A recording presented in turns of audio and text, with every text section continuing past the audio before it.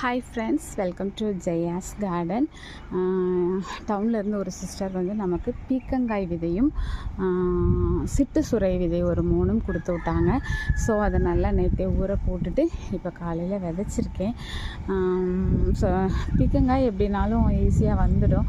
But சுரைக்காய் வந்து நல்லபடியாக 3 விதையில் ஒன்றாவது முளைச்சி வந்து நமக்கு அறுவடை கொடுக்கணும் அப்படின்னு சொல்லிட்டு ப்ரேயரோட ஏன்னா சுரைக்காயே வந்து அதிகமாக காய்க்காமலே போயிடுச்சு போன வருஷத்தில். அதுக்கப்புறம் பார்த்திங்க அப்படிங்க தான் நட்டிருக்கேன். அதுக்கப்புறம் பார்த்திங்கன்னா சொரக்காய் வெரைட்டியே ஒரு 5-6 வெரைட்டி வாங்கினேன் ஒரு தம்பிக்கிட்ட. ஆனால் என்னென்னா அது வந்து அப்போதைக்கு மண் கலவை இல்லை, அந்த ஃப்ரிட்ஜ்லேயே போட்டோன்னா திரும்ப ஃப்ரிட்ஜை வந்து ரீபார்ட் பண்ண முடியாது சொல்லிவிட்டு பத்திரமா எடுத்து வச்சேங்க.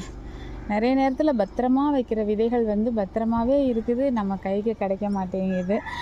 இல்லைன்னா எப்போயாவது இந்த மாதிரி போட்டு விட்றப்ப அதோட கலந்துருது.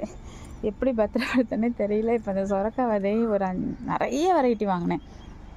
குடுவை, சிட்டு, ரொம்ப நீளமானது, இப்படி நிறைய வெரைட்டி வாங்கினேன். எல்லாமே ஒரு 5 வெரைட்டி வாங்கியிருப்பேன். சொரக்காய் மட்டும் எதையுமே காணோம்.